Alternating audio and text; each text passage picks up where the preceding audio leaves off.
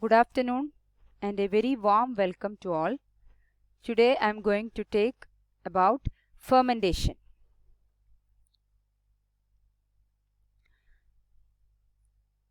So it is the already we have started the discussion regarding anaerobic respiration, and this is the another portion coming under anaerobic respiration.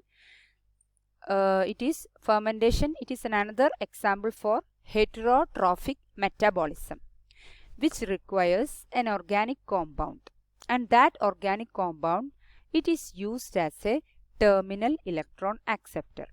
In the aerobic respiration, oxygen is the terminal electron acceptor, whereas in the anaerobic respiration we have discussed different types of inorganic compounds acting as terminal electron acceptor.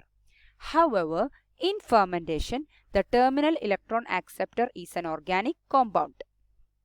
In fermentations, simple organic end products are formed from anaerobic dissimilation of glucose or some other compounds. Then, energy in the form of ATP is generated through the dehydrogenation reactions that occur as glucose is broken down enzymatically. The simple organic end products formed from this incomplete biological oxidation process, they may also serve as final electron and hydrogen acceptors. So, in the fermentation, simple organic compounds are acting as the end products, which are formed as an end products. They may act as final electron acceptors. On reduction, these organic end products are secreted into the medium as a result of reduction as waste metabolites, and it can be usually alcohol or acid.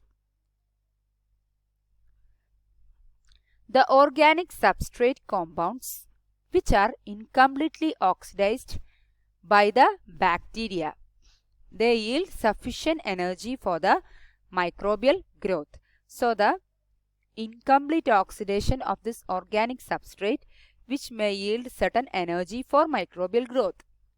The glucose, it is the most common hexose which are used for studying fermentation reactions. In the late 1850s, Pasteur demonstrated that fermentation, it is the vital process which is associated with the growth of specific microorganisms, and that each type of fermentation can be defined by the principal organic end product formed. For example, lactic acid, ethanol, acetic acid or butyric acid. Then next, the Pasteur's study on this butyric acid fermentation, which led directly to the discovery of anaerobic microorganisms. And the Pasteur concluded that oxygen inhibited the microorganisms. They are responsible for butyric acid fermentation, which means the microorganisms are anaerobic, because both bacterial motility and butyric acid formation stops when the air was bubbled into the fermentation mixture. Pasteur also introduced the term aerobic and anaerobic. His views on fermentation are made clear from his microbiologic studies on the production of beer. In the experiments which we have described, fermentation by the yeast is seen to be the direct consequences of the process of nutrition, assimilation and life. When these are carried on without the agency of free oxygen, the heat required in the accomplishment of that work must necessarily have been borrowed from the decomposition of the fermentation matter.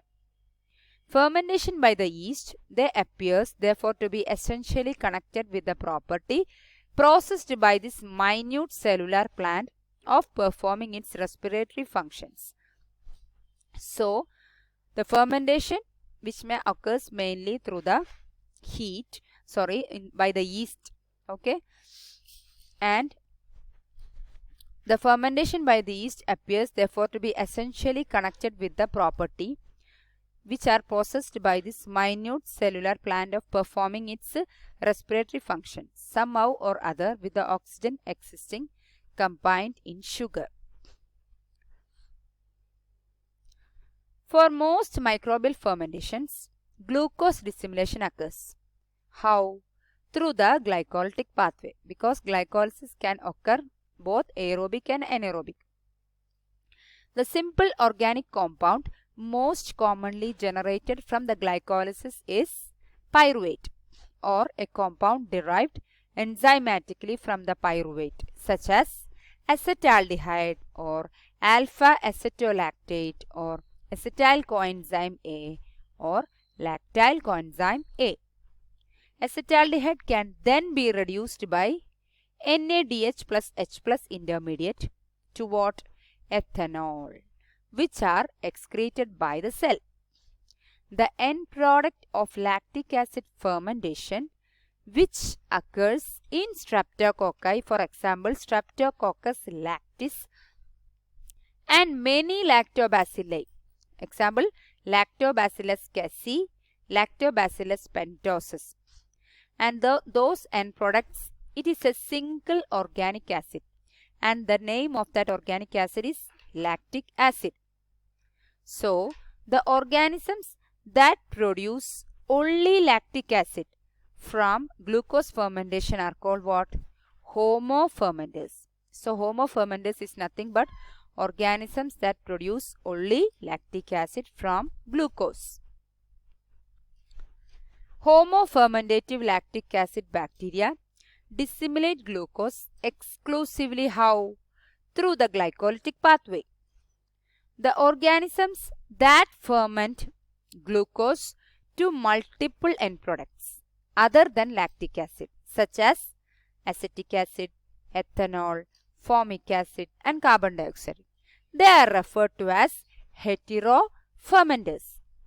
Examples of heterofermentative bacteria include Lactobacillus, Leuconostoc and Microbacterium species.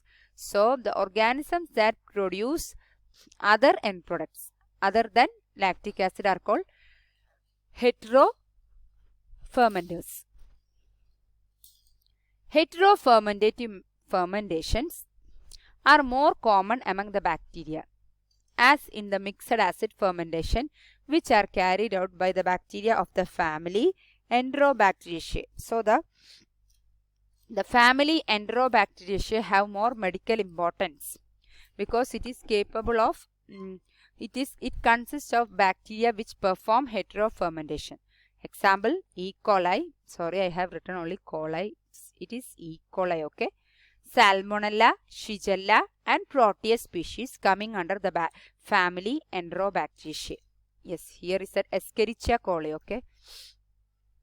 Many of these glucose fermenters usually produce carbon dioxide and hydrogen as end product with different combination of acid end products such as formic acid or formate, acetic acid or acetate, lactic acid or lactate, succinic acid or succinate. Along with these products, it produces carbon dioxide and hydrogen.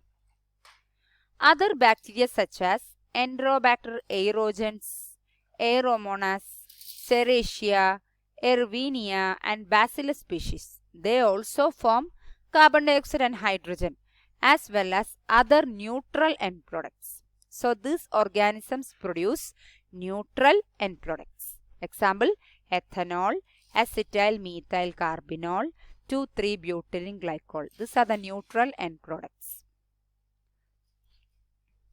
Many obligately anaerobic Clostridia, that is strict anaerobes. Example Clostridium saccharobutyricum, Clostridium thermosaccharolyticum and Butyribacterium species. They ferment glucose with the production of butyrate, acetate along with the carbon dioxide and hydrogen. And also there are other Clostridium species Clostridium acetobutylicum, Clostridium butyricum also form this fermentation end products, plus others which are butanol, acetone, isopropanol, formate and ethanol. Similarly, the anaerobic propionic acid bacteria, which means Propionibacterium species and the related Veillonella species, they ferment glucose to form carbon dioxide, propionate, acetate and succinate. So, in this bacteria, propionate is formed by the partial reversal of what? Krebs cycle reaction, and it involves a carbon dioxide fixation by the pyruvate, which is also known as Wood-Workman reaction, and it forms oxaloacetate. So, in this type of bacteria, propionate is formed by the reversal of Krebs cycle reactions. Oxaloacetate is then reduced to malate, fumarate and succinate, which are decarboxylated to propionate. Propionate is also formed by the another 3-carbon pathway. For example, Clostridium propionicum, Bacteroides ruminicola and Peptostreptococcus species involving lactyl coenzyme A derivatives. So, this oxaloacetate, you remember, it comes from the Krebs cycle. So, this it is reduced to malate, fumarate and succinate. These are all you are familiar in Krebs cycle, and it then decarboxylate to propionate. So, it is also formed by another 3-carbon pathway. The obligately aerobic acetic acid bacteria, which are Acetobacter and related Gluconobacter species, they also ferment glucose, producing acetate and gluconate. So, this is the picture of diagram of what? Fermentation. I think it's here. Propionate. Look to this, the reversal of Krebs cycle. I have already told that acetyl coenzyme A, the pyruvate of the glycolysis. Here look, carbohydrate, glucose, glycolysis which may produce pyruvate. Pyruvate have two fate. It can either move to what? Lactate. Can either form lactate by lactic acid fermentation or acetyl coenzyme A to enter the Krebs cycle. In this Krebs cycle, this is the Krebs cycle respiration that we have already studied. Here, this is the reversal of Krebs cycle. Here, succinate formed, then succinate decarboxylation occurs to form propionate. This we have discussed here. Okay, reversal of Krebs cycle from the acetyl coenzyme A, propionate is formed. Okay.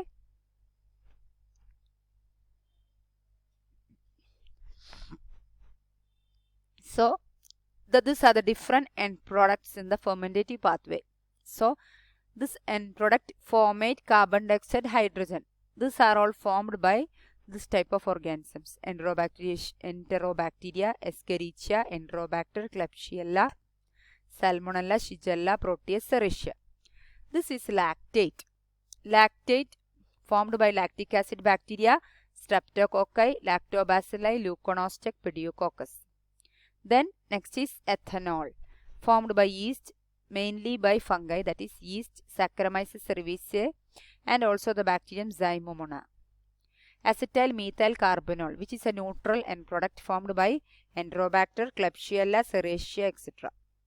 Propionate, that is lactyl coenzyme A produced by strict anaerobes, that is Clostridium propionicum, Bacteroides ruminicola, Peptostreptococcus. These are anaerobic bacteria. The next is propionate formed through succinate, through the reversal of Krebs cycle by propionic acid bacterium, Veillonella, then obligately aerobic bacterium, Acetobacter, Gluconobacter, etc. Then butanol. These are also mainly found by strict anaerobes, Clostridium acetobutylicum, Clostridium butyricum, and then isopropanol acetone, that is